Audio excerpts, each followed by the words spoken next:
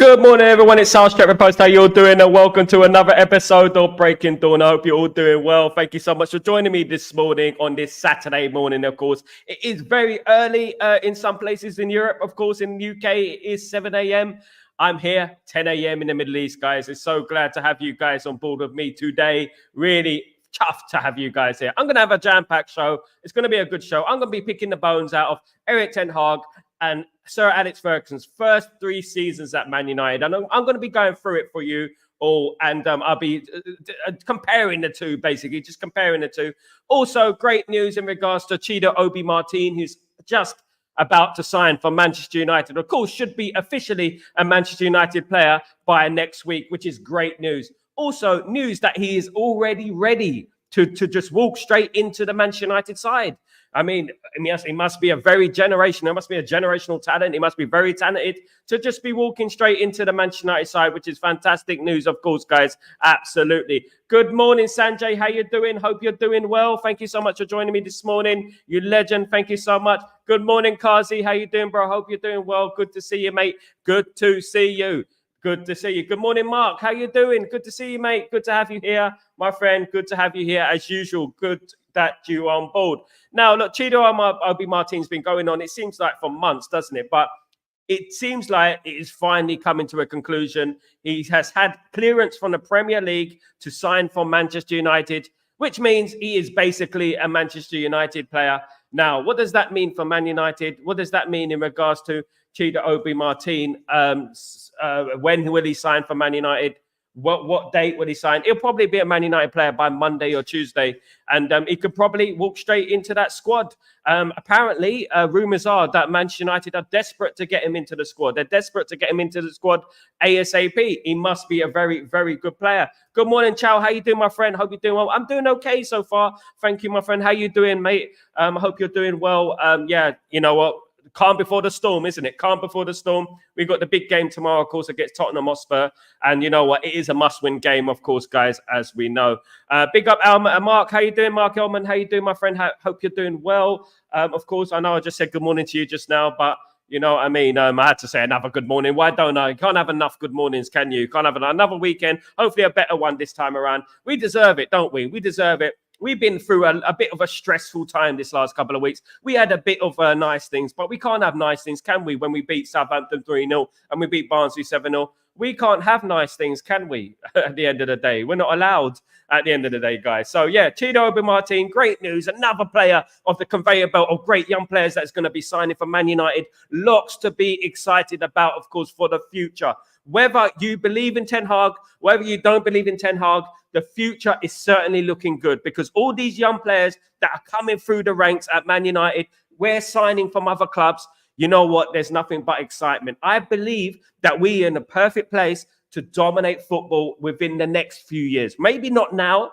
Maybe we're not there now, but within the next few years. And this is why we have to be extremely, extremely cautiously positive at the end of the day. Now, tomorrow, that will determine our moods. Of course, it's a football game, or whatever happens on the pitch is what happens on the pitch at the end of the day. And if it goes badly, we're in a bad mood, of course. As we were last week, we were in a very bad mood. A lot of us were. We had all these people coming on my stream, you know, giving it all, giving it this, giving it that. But you know what? Hopefully we win the game tomorrow. Hopefully we win it at a counter. And we had a fantastic performance, guys. Absolutely. Must be 3 points collect. Absolutely, Chow. I agree with you, my friend. Absolutely. Sal, what's your X handle? I can give you a follow. Kazi at Stretford Post. Same as the YouTube channel, mate. At Stretford Post. STRETFORD Post. Yeah, big up.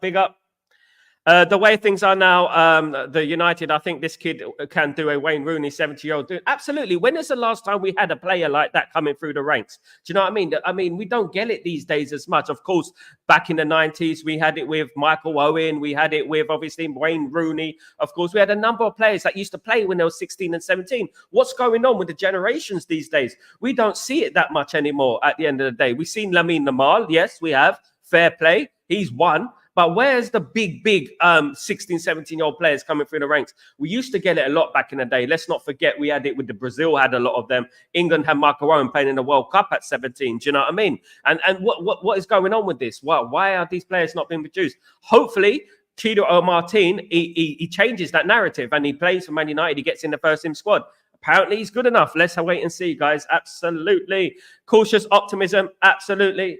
Cautious optimism. I say cautious positivity. You know what? Add my spin on things. Absolutely. Cautious positivity. We cannot be overzealous in regards to Manchester United. We cannot be over pessimistic in regards to Man United. We have to be straight down the middle, balance it out at the end of the day. Right now, we haven't got much to say in regards to what's going on the pitch. We can't be giddy because of what the results we're having on the pitch. And ultimately, you get judged by what you do on the pitch, guys. Ultimately, that's what happens. And no one really cares about what's going on around the scenes. No one really cares about what's going to happen in the future. They care about what's happening on the pitch right now. And tomorrow is a very, very important game for us. Obviously, Arsenal are going to win against Leicester City. Let's be honest. I'm 99.999% sure that Arsenal are going to beat Leicester City today. Obviously, it's a very easy game for them. So we don't want to drop further behind. So we do have to win these games. Now, in regards to Tottenham, of course, are are in and around about where we are. So if Tottenham win, they're going to drift away from us, right? And then, obviously, it's going to already, at this early stage of the season, start looking bleak in regards to the top 4 positions. So we really do have to win this game. If we're being honest, if we have aspirations to climb that league, of course, we have to win that game, if I'm being honest with you. Can you send a link, please? Yeah, mate. 1 second. I'll send you the link, mate. See if you can get it from here. I'm sending it right now, Kazi, for you. This is my Twitter handle, guys. So if anyone want to follow, if you haven't followed me already, that is my Twitter handle, guys. So you can follow me on Twitter. You can also follow me on TikTok. Just put an underscore in between Stretford and Post. So you can follow me on TikTok. And you can follow me on Instagram, which is Stretford Post as well. So, guys, big up everyone who's showing support. Thank you so much. Hasn't our academy been good for a long time? Not recently, mate. Not recently. I mean, of course, the class of 92 famously came through and created history, of course. But in the last recent years, when we think about it realistically, we've only had 1 or 2 players coming through. Real talent, obviously. Garnacho came through our ranks, of course. Ahmad didn't come through our ranks. But when you think about Garnacho, we signed him from Atletico Madrid. You know what I mean? Now, you know what? Let's say he's a youth team player. He is a youth team player. So let's say Garnacho has come through the ranks. Do you know what I mean? Ahmad, let's say, even though we got him from Atalanta, he's sort of come through the ranks, of course. Do you know what I mean? And now, but this day and age, right now, we're having a few players coming through. More and more players are coming through now. We got Collier, of course, who's breaking into the team. Very obviously really good. Amas, who's breaking into the team as well, which is good. Shea Lacey is injured, but he will break into the team as well, guys. Absolutely. You know what I mean? So at the end of the day, we got a good conveyor belt of young players coming through, and we're adding to that, which is exciting. We're adding to that conveyor belt of young players, of course. Ten Hag needs to have Højlund and Xerxes in the team together. Xerxes will create and Højlund should do the tap-ins. Do you know what, Mark Elman? I absolutely agree with you, my friend. I do want to see Elman. I do want to see, not Elman, obviously I would like to see up front, but you know what? I'd rather see Højlund up front with Xerxes. I would rather see Xerxes up front, yeah, with Xerxes number 10, false number 9, with Højlund up front. That's what I want to see. I doubt it's going to happen, though, even though it's God sent, of course, guys. Thanks for it. No problem, Kazi. Absolutely no problem, my friend. Follow you, mate. Thank you, mate. I'll follow you back when I finish the stream. Let me see if you're following me. Let me have a look. So I can't see you at the moment, mate. Yeah, I can't see you. I'll do that after the stream. I can't see you at the moment, mate. Go, Man United. Big up, David. How you doing, my friend? Good morning. How you doing? It's good to see you, mate. Good to see you. Goals for George. Long time no see. How you doing, my friend? Hope everything is doing well with you. Everything hard in the team are improving, but it needs to make the right subs at the right time. Rotate players and don't fall for playing underperforming players. Favourites. Xerxes needs time, but is at United as a striker. He does need time. He does need time. I would like to see Rasmus Højlund and Xerxes up front. I think it will work really well because I think the interchange between the two will be prolific. You know what? We haven't had a proper top front two since obviously Rooney and obviously Ronaldo, of course. We did have Dwight York and Andy Cole before that, which was obviously one of the best strike force, if not the best strike force in the world, of course, of all time in Premier League history. So we haven't had that sort of partnership in a while. Obviously, it's because we don't play the 4-4-2, which is a problem, of course, because when you play the 4-3-3, I mean, the 4-3-3 is like, you know what I mean? It's very narrow. It's very narrow. I keep saying it. It's very, very narrow. If Sir Alex Ferguson was managing right now in the league, he would not play a 4-3-3. He would not play the narrow. He'll play width. He'll play wing. Chow, is Obi-Martin considered a homegrown player? Yes, I think he's 16, isn't it? So he would be classed as a homegrown player, I believe, yes. Young players are being fast-tracked. They have to be. And if they're good enough, they're old enough, in my opinion. But we can't rush through too many. We have to mix them in with older, experienced players as well. You know what I mean? But the one thing with our experienced players is that our experienced players are not really experienced at winning. So, you know what? It might be better just to bring them all through. Shea has almost recovered. Can't wait for Shea Lacey to recover. He's one of my favourite players. Can't wait for him to play. Absolutely brilliant player. Our academy produced Angel Gomez, Kova, and others, and they just don't make our first team. Absolutely. And this is the problem, isn't it? And there's no point creating these players if we're not going to play them and give them a chance. Now, this is starting to change. And you see that with Oyodele being, obviously not Oyodele, sorry, Collier being drafted into the team already. You know, obviously Amas is on the brink of being in that Man United squad as well. Do you know what I mean? So if we get 2 or 3 coming off the conveyor belt into the first team, that's good enough, isn't it? At the end of the day, you're not going to get everyone. Everyone's not going to make it at Man United. But as long as you get 2, 3, you know, that is good. It's very good. It's good going. And you know what? We've already got Collier. Collier's coming through, and he's already played football matches for Man United, of course, in the Premier League. So, you know what? We got a great future. We got a very good future, and it is something to look forward to if we're going to bring in the positives, of course, guys, if we're going to bring in the positives. Now, in regards to Dalot, head could be turned in regards to Real Madrid. Real Madrid are interested in our player, Diego Dalot.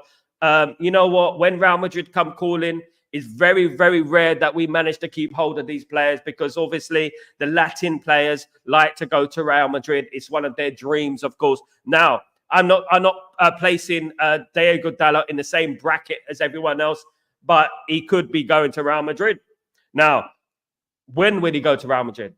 Personally, if Real Madrid show an interest, he could be going very soon in regards to January or next summer, of course. But I firmly believe that he will stay at Man United for now. But you know what? When Real Madrid come calling, if Real Madrid want you, you know what I mean? Your head will get turned. Generally, Latin players' heads do get turned by Real Madrid. A lot of players' heads will get turned, not just Latin players, but a lot of players' heads will get turned by Real Madrid, of course. So, you know what? This is an exit danger. We are in danger of losing Diego Dalot. Luckily, we have Mazraoui, who's going to be there for years, of course. He's a great, great right back. He's been our best player this season, in my opinion. He's been one of the best signings in the Premier League this season, in my opinion. The way he's settled like a knife to butter. He's been brilliant. But Diego Dalot is a danger that we can lose Diego Dalot. What are your thoughts on that? Should we sell him? 50 million? What would you take? Our front must start accreting scoring and no excuses. Played that badge. Go, man. Absolutely, David. Firmly believe that. Play for the badge. Go out there, give your all, score goals. That's what it's all about, my friend. Absolutely. Ingham, I just saw, has 9.7 goals this season and scored 5. And City and Liverpool has higher goals than Lingham. I just saw United has 9. And United are not scoring enough goals. Good morning, Mr. Sal. The best podcaster legend. Thank you, Chichi. Really appreciate your compliments. Hopefully, we're in a better mood tomorrow after evening, of course. You know what? I'm doing a watch along. I start at 7 p.m. Middle Eastern time, 5 p.m. UK time. I'll be here 4 p.m. UK time, of course. I'll be here live with you guys for the watch along, and hopefully, it is a better time. We're going to be having a party like it's 1999, guys. Absolutely. Let's hope. Goals for George. How you doing, my friend? Hope you're doing well. If the strikers don't get scoring, a window of opportunity would open for Wheatley and Biancheri. Yeah, Biancheri, very, very good talent. Welsh international already to get a chance. And if they score, game over. Wheatley and Biancheri are near the age of our strikers. Absolutely goals for George. And this is what I've always said. If they're good enough, they're old enough. If the strikers are not scoring, bring in the youth team at the end of the day. But we got Rasmus Højlund to come back, of course. So we're putting our hopes on Rasmus Højlund scoring some goals. My only concern is that we're going to keep Bruno and play one of the other, Xerxes or Rasmus Højlund, which I don't agree with. I don't know how you feel about that. Goals for George. David, we played an academy player from 1902. 1902? Bloody hell, he must be old. The only club in the world football to play a player in every game. Yes, absolutely. Since 1902. Yeah, I know what you mean, David. I'm only joking with you. Yeah, we played a youth team player since 1902. The only club to do so. We've had a youth team player, a new youth team player in our squad, of course. But recently it's dried up in regards to talent, you know, and we haven't had a class of 92 sort of bunch come through again, have we? So I think it's starting to look good for United in regards to that, though. I do think that Man United are bringing through some very good youngsters. The structure of the club is starting to change, which is good, you know, and I can't wait. Sell Dalot, Man United. It depends how much we get for him. We get some money. We have Managerial already. He's a fantastic there for me. Absolutely. Please, what's the story regarding Chido Obi-Martin? Chido Obi-Martin will be a Manchester United player next week, 100%. It will be a Manchester United player next week. He's had the clearance from the Premier League, which was the stumbling block initially. Otherwise, he would have been a Man United player already. But the clearance from the Premier League, they've cleared Chido Obi-Martin to sign for Man United. Fantastic news, of course. And he will be a Man United player next week. Will he be drifted straight into the squad? Let's see. I think he'll play a few under 21 games first, and then we'll see where it goes from there, guys. Absolutely. Pay up 150 mil. Then he's your right midfielder, yours at Real Madrid. Yeah. Pay 150 mil at least, at least for Dalot, of course. Please hit the like button. Thank you, Sanjay. Please don't forget to subscribe to the channel and smash a like on the thing. I've reached the big milestone of 4,000 subscribers, guys. Thank you so much for everyone who has subscribed to my channel. I'm now over 4,000 subscribers. Please, I just want you to know, I want to let you know that it's all down to you guys, and I want you to know that I'm really appreciative of everything you've been doing this last few months. We've grown together and we're growing by the day. Let's go to 5,000. Next destination is 5,000 now. We need 5,000 subscribers. That is the next step, of course. Thank you, Sanjay. I really don't mind Dalot signing for Madrid. My only problem is why always so cheap when they want to buy. If United want to buy Dalot from Madrid, yeah, exactly. I agree. How much would Diego Dalot be worth? My opinion, 50 million. 50 million minimum, 50 million, because at the end of the day, he's a very, very good right back, very good full back, versatile compared to left back as well, and he's our first team player. So why are we going to sell a player from us who we need for cheap? 50 million, at least 50 million. I mean, what happened to Jesse Lingard? Isn't he still in Japan or South Korea? Isn't he still in South Korea? I don't know what's happened to him. What's going on with Jesse Lingard at the moment? Is he in trouble or something again?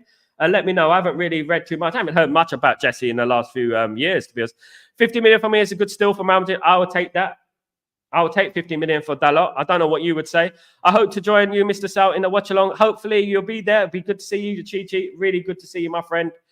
Fergie said, football bloody hell. I say patience bloody hell. Absolutely. Bloody patience is a virtue. Patience is hard. It is hard. It is very hard. But you will be rewarded with patience, guys. Believe me, I know it.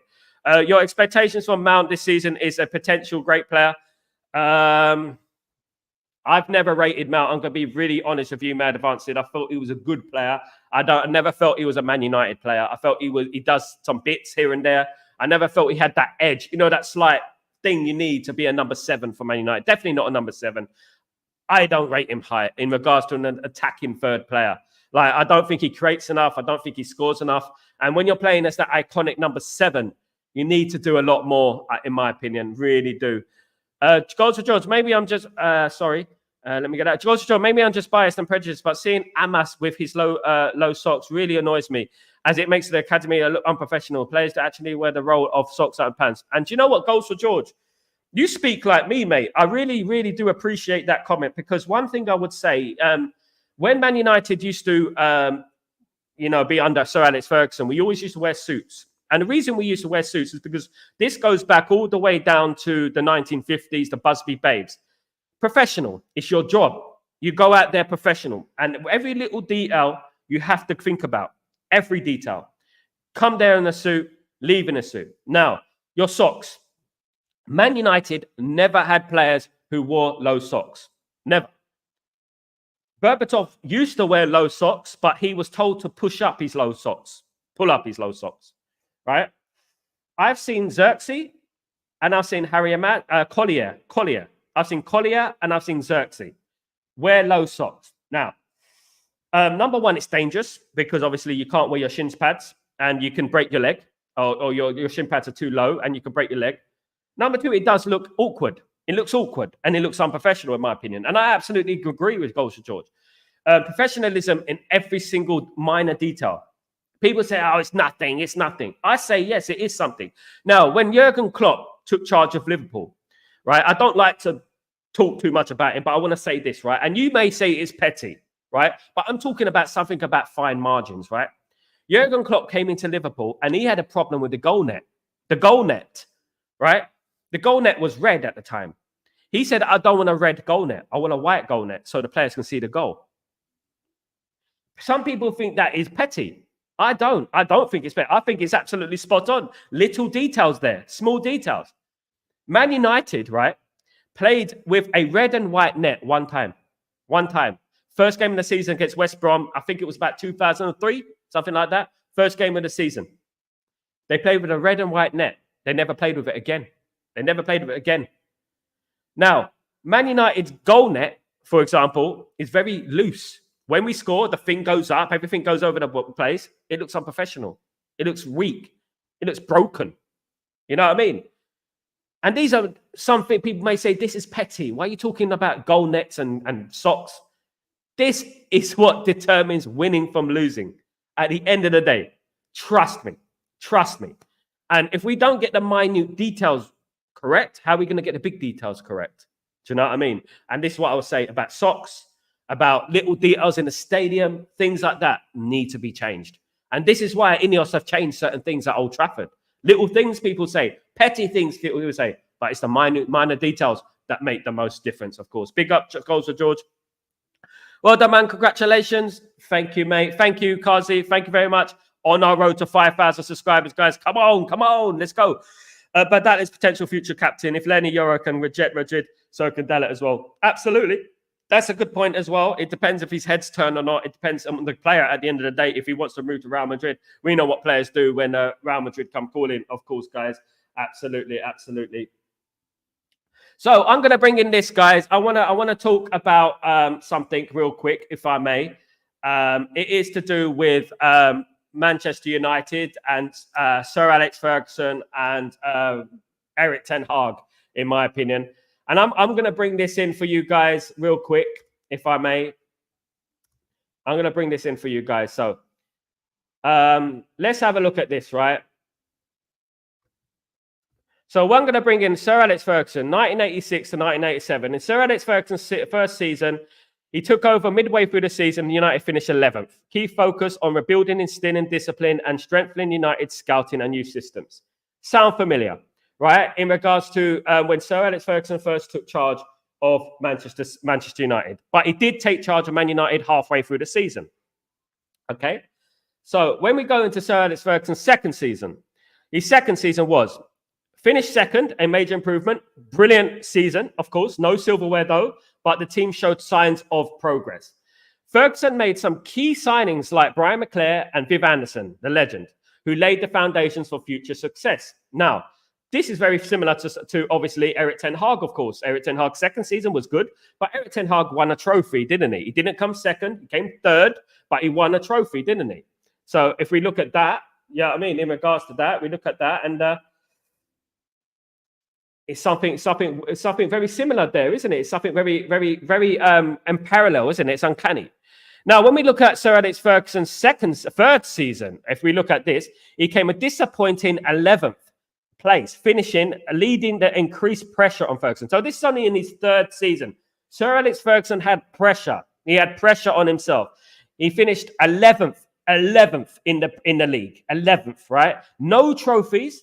Right? And people were beginning to question Sir Alex Ferguson's reign. Now, contrary to the previous season, in his second season, he came obviously second, and we saw a style of play. Now, how similar is this to Erik ten Hag? In fact, it's even worse than Ten Hag because Erik ten Hag won a trophy. He won 2 trophies. He won a trophy in his third season. He won an FA Cup.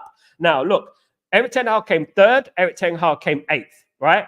Now, Erik Ten Hag won two trophies in 2 years, right? He hasn't started his third season well. He hasn't. And hopefully we're not on the road to 11th place like Sir Alex Ferguson here.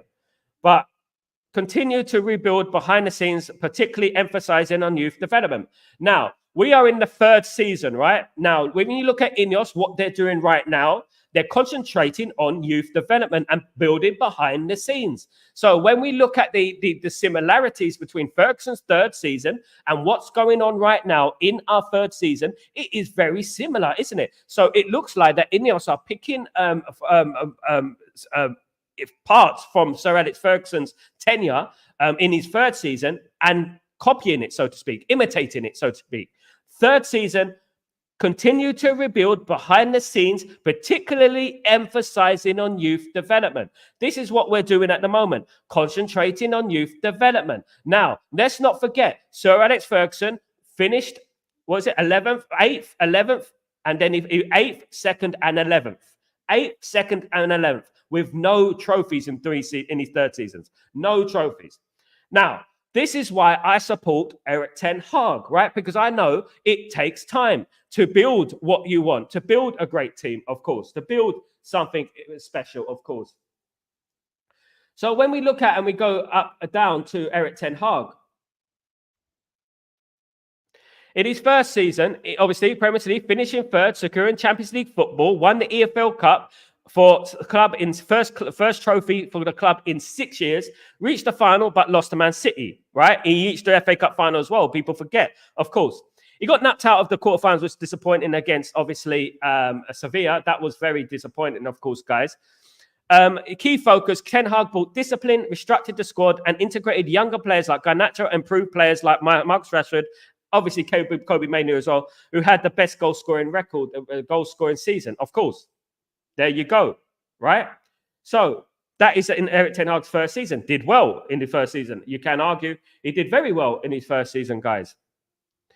In Erik Ten Hag's second season, as of now, there are inconsistencies in league form, but the team is pushing for higher finishes again.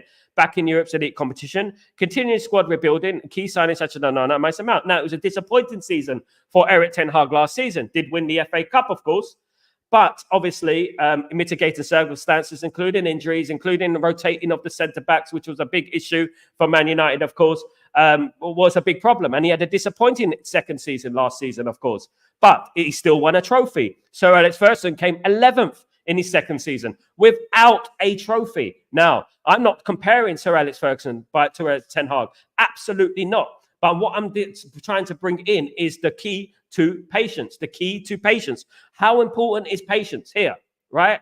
And I'm bringing that into it at the end of the day. When we go up here, right, the importance of fan and expectations. Erik Ten Hag took over an era of immediate expectations. Fans and the club hierarchy expect quick success due to the modern football landscape. Yes, despite that, he is being given time to reshape the club with his early trophy win, buying him more patience. Absolutely. Sir Alex Ferguson, when he took charge of Man United, despite a trophyless first season and growing pressure from the fans, the board still stood by Ferguson. His slow build was allowed due to the era. There you go, right? With more patience given to managers. Exactly. Now, trophy comparison. Erik Ten Hag won a trophy in his first season, EFL Cup, a positive start. And Sir Alex Ferguson did not win any silverware in his first 3 seasons. His first trophy was the 1990 FA Cup in his first 4 seasons, which, guys, I was at that game. It was my first ever final. Guys. All right, let's get this. Now, let me just read this one quickly. Erik Ten Hag, 2022 to 2025. He took over a team struggling post Sir Alex Ferguson, United going through numerous managerial changes and facing inconsistent results. Ten Hag was expected to rebuild a fractured squad while reinforcing a winning culture. And what do you need for a winning culture? You need winning football. Now, we notoriously, over the years, have played counter-attacking football. We are not a counter-attacking football team. So what Erik Ten Hag had to do, he had to go in there and completely change the culture of the football club, meaning he had to change the way we play, get us on the front foot. And when you've got 8 or 9 players who are still there, who are used to counter-attacking football. Counter-attacking football is far more easy, of course. Then it becomes a lot harder, doesn't it? Do you know what I mean? It's a lot harder to change a whole culture of a football club that has been there for years and years and years. Sir Alex Ferguson, 1986-1989. When Ferguson arrived, United were a big club with a storied history, but hadn't won a league in 19 years. The club had a mid-table finishes and were behind Liverpool and other terms of dominance. Now, very, very similar. Very similar. But Sir Alex Ferguson took 3 seasons to get this going. 3 seasons to get this going, guys. So this is one thing we have to remember, of course. Let me just read this one real quick. Challenges. The challenges Erik ten Hag faces. The challenge of modern football's pressures, constant media scrutiny, massive financial investments, and competing with clubs like Man City and Liverpool. This is what Erik ten Hag has to face. Sir Alex Ferguson's main challenges were breaking the dominance of Liverpool in English football and was dealing with a club that has gone years without significant success. We were a cup team, of course, let's not forget. Rebuilding a philosophy. Erik ten Hag. His philosophy is rooted in Dutch football, focused on possession-based, high-pressing football. Talking about style of play here, right? He has shown a willingness to clear out underperforming players and promote youth, similar to Ferguson's long-term approach. Discipline has been key, with the handing of high-profile players such as Cristiano Ronaldo demonstrating a strong managerial grip. Absolutely. Sir Alex Ferguson. His early tenure was marked by strict discipline and gradual clearing out of the guard. Very similar. He also emphasized youth development, very similar, bringing in players like Lee Sharp and the class and laying the groundwork for the famous class of '92. Very similar, what we're doing right now, guys. What are we doing right now? Ferguson built success gradually starting with the FA Cup victories before clinching the league. Of course, and patience is a virtue. Of course, guys, patience is a virtue, of course. This is Erik ten Hag's percentage. His percentage, of course, Erik ten Hag has a 37.5 win percentage at the moment, 1.5 points per game, right? So at the end of the day, 0.88 goals conceded per match, 1.75 scored per match. This has to be improved. We know that this has to be improved. But as we look at Sir Alex Ferguson, it does improve. And if you have patience, it will improve, guys. It will improve if you have patience. Patience is the most important thing in football. Very important. In summary, success. Ten Hag won his first trophy early, whilst Ferguson needed more time. However, Ferguson's long-term planning paid off massively, leading to decades of dominance. Now, we are doing this right now with the new structure that has come in. Of course, Manchester United, Peter Kenyon and people like that, who are great people within the football club. Okay, so at the end of the day, this is coming into place right now. Manchester United are changing right now, and we're going back in time in regards to the way we did things. Now we're doing things the way Sir Alex Ferguson did. We're planning for the future. We're bringing through youngsters. We're signing young players. We're getting rid of old players. This is very important, of course. And this is the important of patience.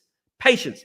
Challenges. Ten Hag operates in a different football environment where patience is less, though he's had a positive start. Overall, has he had a positive start? I think he has. Philosophy. Both focus on discipline, youth development, and a long-term vision for success. Though their methods and pressures differ due to eras they manage in. So differences of eras are very, very important. But if you bring those two managers together, they are very, very similar in regards to their focus on the future, on the youth, of course, which is very, very important, of course, guys. Very, very important in regards to that. Ten Hag's story is being written, but Ferguson, his early story still show promise. Ten Hag's story is still to be written, but obviously Ferguson created history, of course, guys. He created history, as we all know. Now, Ferguson's first 3 seasons at Manchester United, 31 matches, 12 wins, 10 draws, 9 losses. Okay, 46 points. Poor. But he came in at midway through the season. His second season was 45 matches with 17 wins, 13 draws. He lost 15 games in his second season, guys. 15. This was his third season, by the way. He lost 15 games in his third season, and he got 64 points in his third season. Point rate of 1.42. That is in his second season, guys. In Sir Alex Ferguson, this is in his third season. So in his third season, he had 45 games, 17 wins, 13 draws, 15 losses in his third season. Okay? 58.39 goal difference, 37.30. goals for 58 goals and 37 goals. Scored a lot of goals, not many goals, sorry. Didn't score many goals in his first season, didn't score many goals in his third season, which was 58. So the 2 seasons, 37 and 58, is his poor seasons. His good season, which was his second season, was 47 matches, 28 wins, 12 draws, 7 losses, 84 goals, 96 points. Fantastic season in his second season. But then he came out with the 64 points in his third season. So correct me if I'm wrong. Does this look very, very similar to Erik ten Hag? Does it? Remember, he didn't have any trophies as well to show for it. 0 trophies. Of course. There we go. So let me know what you think about that, guys. Obviously, I just wanted to bring in the show. Of course, big shout out to Grayo, who wanted me to discuss Erik ten Hag and Sir Alex Ferguson. But if you just look at that and research it a little bit, look at the parallels in between the two. Look at the two, how similar they were. Do you know what I mean? Think about it. Guys. All right, where was I, guys? Let me just read through some of your comments. Absolutely, absolutely. Let's go. Go to George. All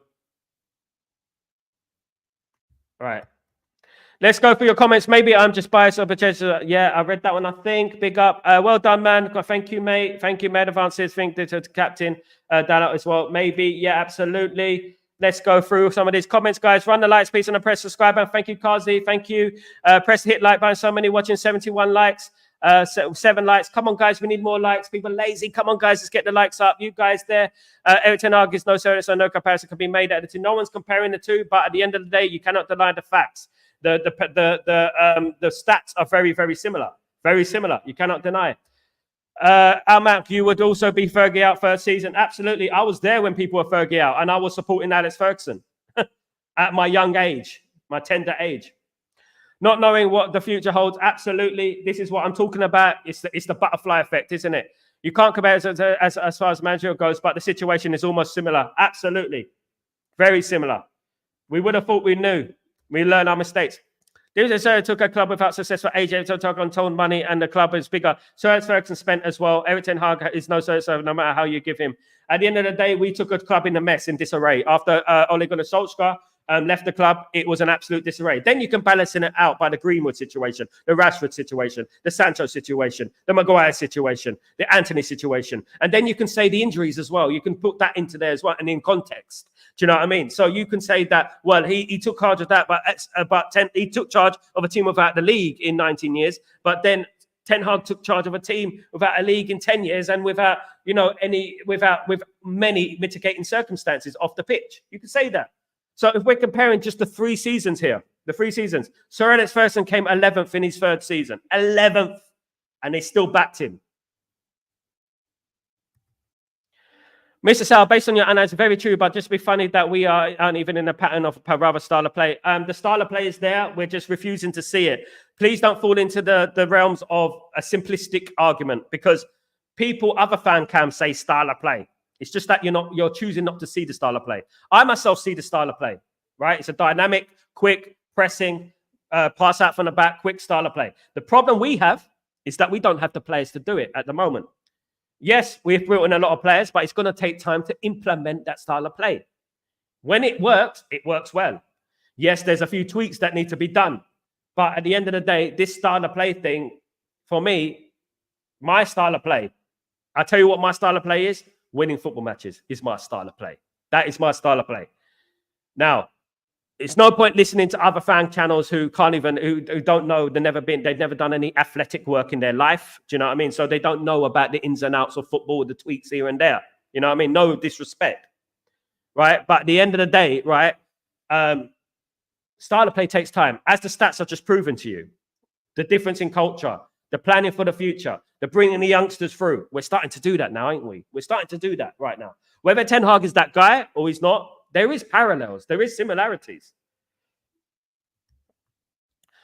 Who will compare Fergie to based the first 3 seasons as United manner?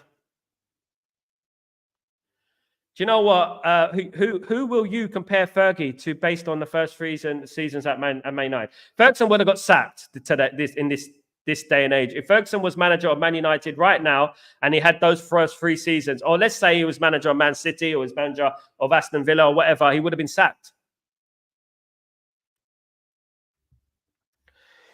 Ferguson has got a style of play. What is Chichi? Tell me Ferguson's style of play then.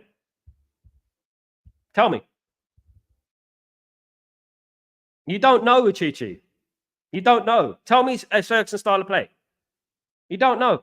People only mention style of play. They didn't mention it in Eric Ten Hag's first season, is it? They didn't mention it then because he was winning.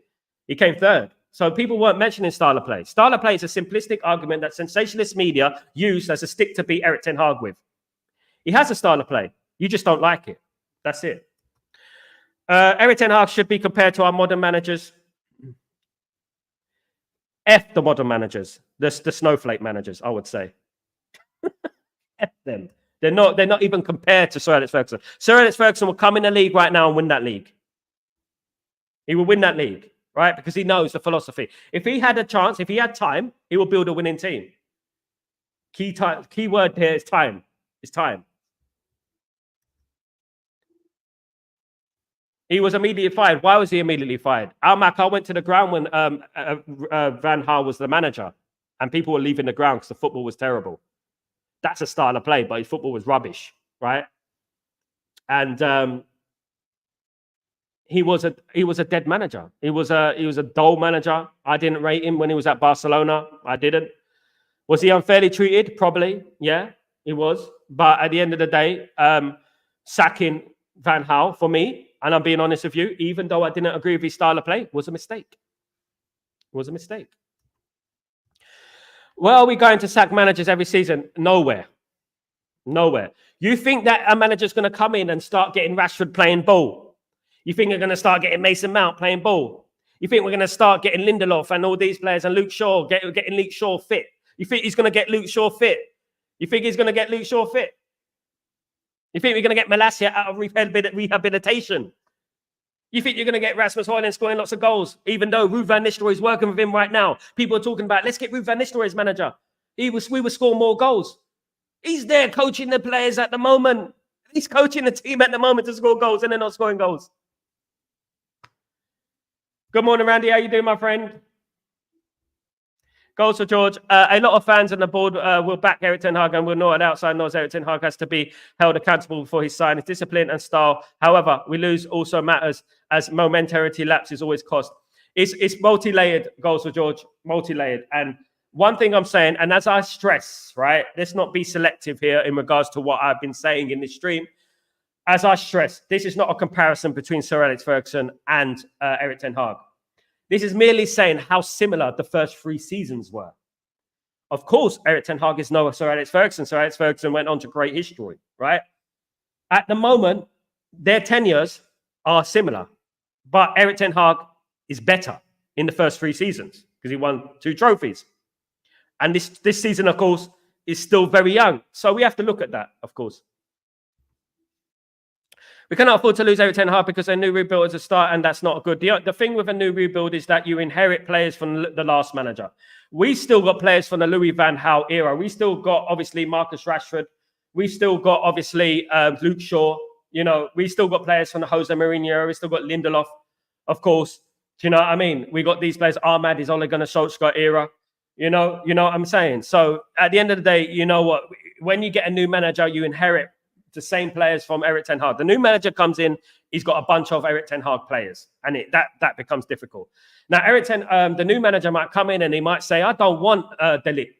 I don't want Licha. I don't want Casemiro. I don't want Rasmus. What's going to happen then? Then we're going to start all over again, ain't we? We're going to say, look, you know what? We need to give him his own players. We got to let him get his own players. We got to let him get his own players. And it's round and round we go, of course. You know what I mean? So one thing I would say, and this is not being overzealous in regards to Ten Hag. Ten Hag has a few games left, in my opinion. A few, right? Ten Hag has this. For me, right? He has Tottenham, Porto, Aston Villa, Brentford, Fenerbahce. Those 5 games. For me, guys. For me, right? You're entitled to your opinion. Much love to you. These 5 games are, for me, the 5 games that I would give Ten Hag. And after those 5 games, it may be Halloween. We might get a Halloween surprise. But after those games, I'm going to make my judgment. I'm going to give it an analysis of those 5 games and the season so far. Now, if we don't beat Spurs, we don't beat Porto, it becomes precarious. It starts to become precarious. If we beat Villa, he sort of buys himself more time. But if we don't beat Villa, it's not even going to reach 5 games for me. And this is the way it is. Because at the end of the day, it's all about the results on the pitch. And I'm not oversays, I'm Manchester United FC, not Eric Ten Hag FC. I'm not Sancho FC. I'm not Rashford FC. I'm no one FC. I'm Manchester United FC. That's what I am. And if we don't get the results, by all means, you would see me change. You would see me change. I know this is the 3rd season. I know. But one thing I would say is show your support until it happens. Give your support to the manager until he's no longer the manager. All right? There's no point jumping on the manager's back. There's no point insulting the manager. There's no point talking about style of play. You know what I mean? It's the wrong thing to be talking about because it is a myth. It's a myth. Right? And at the end of the day, what is the fact? The fact is what happens on the football pitch. We didn't beat 20 because of style of play. We did not beat 20 because of style of play. It wasn't because of style of play. Any Manchester United team should go against FC20 and defeat FC20. Bloody Harry Redknapp could have been managing Man United and defeat FC20. Any manager, I myself, can get an 11 out there to defeat FC20. Me, you. You could do that as well, can't you? It has nothing to do with the manager that. He has as much to do with that as the players on the pitch. Those players on the pitch are playing against part-timers. They should know it automatically to defeat FC20. Roy Keane will tell you the same. You go on that pitch, you beat FC20. You don't need 4-3-3, 4-5-1, 4-1-2-3, all these things, all this business that we're talking about. You have better players than them. You have to blame the players as well, not only Eric Ten Hag. Question to everyone. Have you seen the changes that at United during the first few games? Chances created. They refuse to, Mark. They refuse to, guys. Yes, we are changing. And the shift is changing, guys. I respect all your opinion, but my opinion is that. What I just said. You know, and at the end of the day, he won't be given time. In this day and age, in this knee-jerk reaction society, in this snowflake society, in this crybaby society that we live in, that tweet little tweets and stuff when it doesn't go their way. You know what I mean? In this society nowadays, they ain't given this time now. So I've given it those 5 games. I've given it those 5 games, guys. And those 5 games, you will see me. You will see me telling you how it is. It could be before that, guys. But right now, I support the manager. I back Eric Ten Hag. And until he loses his job, I'm not going to get on his back. I may say what I feel, but I'm not going to insult him. I'm not going to call him a bull fraud. I'm not going to call him a peanut head. I'm not going to say anything like that. I'm going to support him until he's gone, if he does go.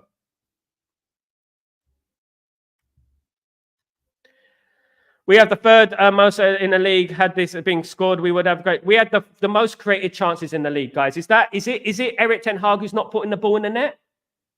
Is it 19 chances created? We were top for a while, Mark. How does Eric Ten Hag compare to Ollie? Trophies. You came 2nd in the COVID season, Ollie. You played counter-attacking football, which we are still being affected by today, by the way. Ole Gunnar Solskjaer played a counter-attacking football style, right? Which is a bottom half of the table style. Now, when you're trying to change the culture of a football club, trying to implement your ideas into the team so that they dominate games, so that they keep possession, so they win at a counter, so they control games, it's very difficult to do when you've got 8 or 9 players, right, who are used to a counter-attacking style, right? Now, counter-attacking football, right, is sit back and attack when you have a chance. It's easy. It's lazy football. It's lazy football. He came second in the COVID season, but won no trophies. Compare 2-0 in trophies. 2-0, three seasons for Ole Gunnar Solskjaer, 2 seasons for Erik ten Hag, 2-0 in trophies. There's your comparison. Almac, let's believe in this process, mate. Let's believe in the process. Appreciate you, though, bro. Appreciate your comments. And I appreciate everyone who has their opinion, but that's my opinion. All right. I also enter because I see he's rebuilt and I love it. Big up, Randy. Big up, Randy. Obviously, we can't be overzealous as well. Very similar analysis. We can't be overzealous as well. Nope, Rain, he hasn't had a job because he's not a good football manager. He's a good person. There's a difference between being a good person and a good football manager. There's a difference between being a legend of the football club as a footballer and a good manager. Generally, good footballers don't become good managers, apart from Pep Guardiola. And that was arguable. He was okay footballer. He wasn't as good as he says he was. Goals to George. Even if United finish 4-6, but manager to win cups interim, turn Old Trafford into a fortress and turn over top 6 rivals will buy a goodwill from match-going fans. Limp performances at home are unacceptable. I agree. And who's that to blame? Goals to George. Is it just the manager or is it the players as well?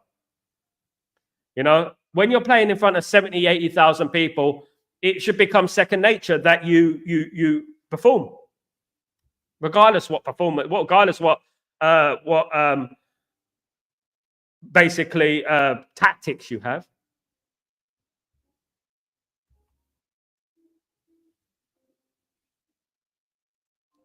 Absolutely, let him work. Big up, Hayden. How you doing, bro? I blame the players too. Manager not to blame alone. He is not on the field missing open goals and beating. Absolutely. This is what it is. He doesn't tell the teams. And let's not forget, we've been bad for 10 years. You know what I mean? Erik ten Hag won our first trophy in 6 years. You know? Ashik, this is where Klopp showed the difference. While he handled Paul, he was loved by the club and the fans, even though he finished below 4th in the season. Sometimes I think there is a communication gap for Ten Hag. Personality. Now, people shouldn't be judged on their personality. They shouldn't be judged on the way they speak English, because at the end of the day, none of us can speak Dutch, right?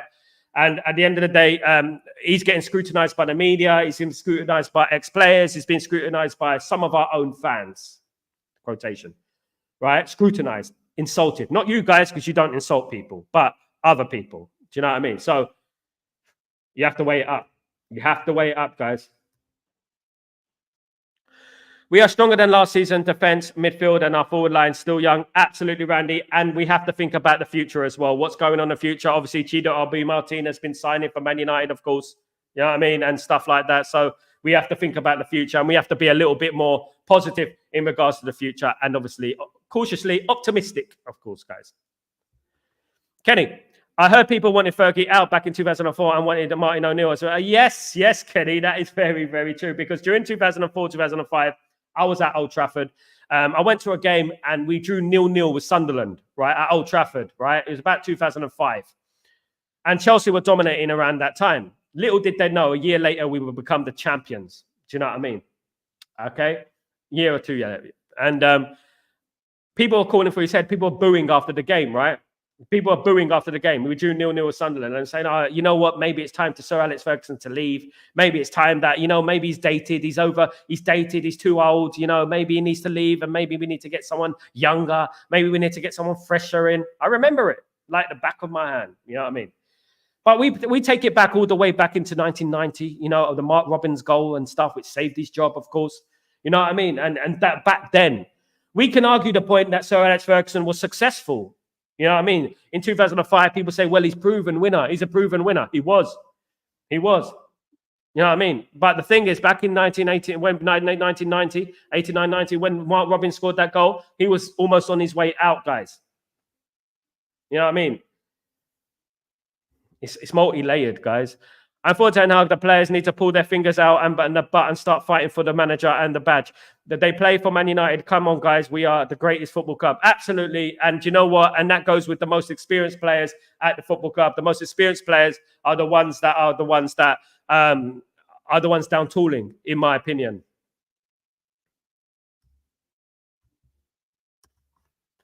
Are you saying that we should give Everton our time because he turned us into so? Are you so confident Everton a great coach? Mac, I said it earlier, my friend. I said 5 games. I've given 5 games. Spurs, Porto, Villa, Brentford, Fenerbahce. Then you'll see me change. At the moment, I'm saying just calm. If he goes and wins all those games, Mac, if he goes and wins all those games, are you going to come back to me and say, well, you know what, maybe I was wrong? If he wins all those games, because they are difficult games, those games. You know what I mean? Let's say he gets 4 out of 5. 4 out of 5. And draws the other one. It's going to be, we're going to have to see. We're going to have to see, guys. If Ten Hag will leave, we get Gareth Southgate, and that's scary. Gareth Southgate will get us relegated. Gareth Southgate is a very, very poor manager. A manager that has a pool of talent at his disposal. Didn't pick a left back for the European Championships. Picked an unfit Luke Shaw, of course. Went to 2 finals. Should have won both of them, in my opinion, because he has the players to do it, but he couldn't input a team together. You know? Van Gaal ball was putting me to sleep. Van Gaal ball was awful. But one thing I would say, and you know what, was he treated unfairly? Hell yeah, he was treated unfairly. Let's not forget that Louis Van Gaal had Tyler Blackett, Bothwick Jackson, Paddy McNair. And people, you know what, at the end of the day, people were expecting him to do miracles. And this is the Glazonomics at the end of the day. This was the Glazonomics. He was unfairly sacked. Let's hope we learn our mistakes. We learn from our mistakes. Do you know what I mean? Was Jose fairly sacked? Because when Jose came in, Jose done really well, didn't in his first season. Then it started to get a little bit toxic. And then that's where all the toxic player FC, manager FC stuff started to come. You know what I mean? That's when it all started to materialize.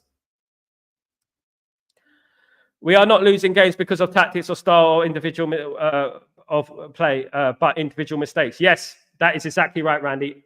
I agree with you. It is all to do with missing chances.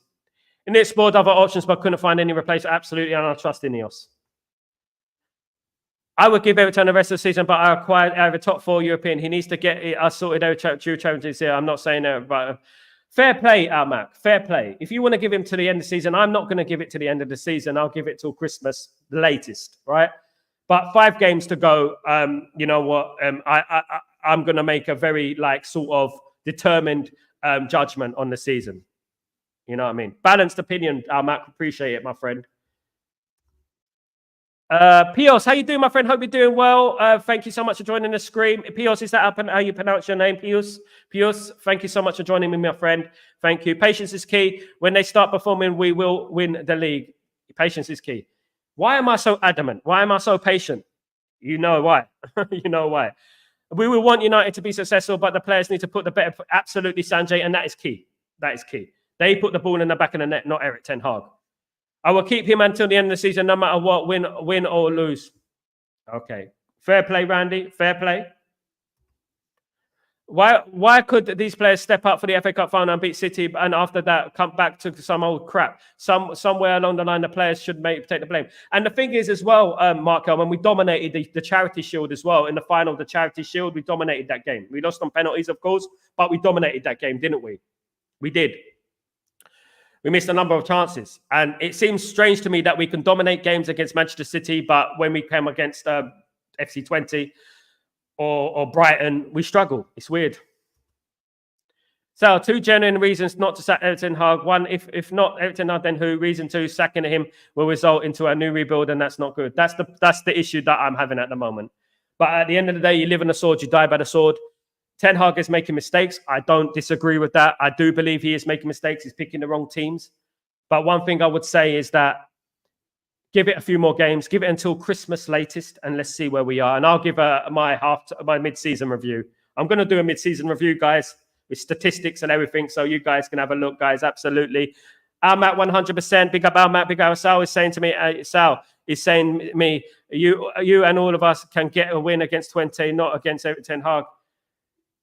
The players, I'm talking about the players, Darkrow. The players, we can put those players out on the pitch. It has nothing to do with us. Those players should be able to beat FC20. Eric Ten Hag don't go on the pitch. He sets a team out No matter what team he picked, 3 at the back, 5 at the back, 4 in the middle, 5 in the middle, 4-4-2, 4-3-1, 5-4-5-1, whatever formation he picked, that team should have been good enough to beat FC20. And that is down to the players. Because FC20 are rubbish. It's not just down to Erik ten Hag. Players make mistakes, but attack the manager. That's unfair. That's what they do. This is nature. Totally agree with you, Sal. Ten Hag has a style of play, and it's clear this day. Just the players we have can't execute it. Some of the players, and you know what? One thing I will say about Erik ten Hag, he needs to drop some players because they're not doing it. They're not doing it at the end of the day, guys. Johan Cruyff and Franz Beckenbauer were great players and coaches. Absolutely, they were. But in regards to that, was a long time ago. A long time ago, of course. Very long time ago. Ten Hag haters losing, just like Ten Hag hates losing, just like I do. We'll turn things around, I'm sure of it. I hope so, Randy. I really hope so for our sake. Sal, if Erik ten Hag isn't changing the stubbornness and arrogance with Man United and intact with some at Ajax, and if Ole is a changed manager with rectifying his previous mistakes and the amendments, then not a bad try on Ole. Darko, no, it's not. No, it's too risky. It's too risky. I'm a firm believer that you shouldn't go back. You shouldn't go back.